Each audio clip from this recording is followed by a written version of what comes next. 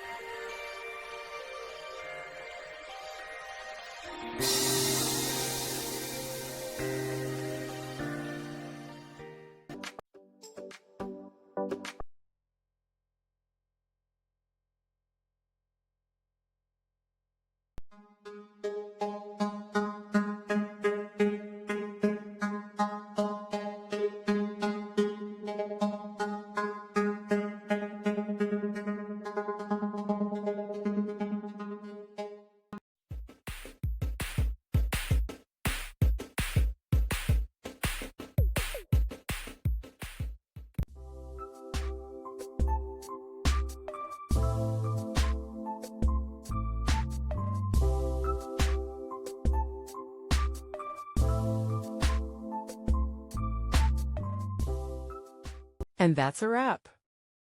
I hope you found the answer you were looking for. If you did, take a second to hit that subscribe button. It really helps out. And let me know in the comments which solution worked best for you. See you next time in the debug zone.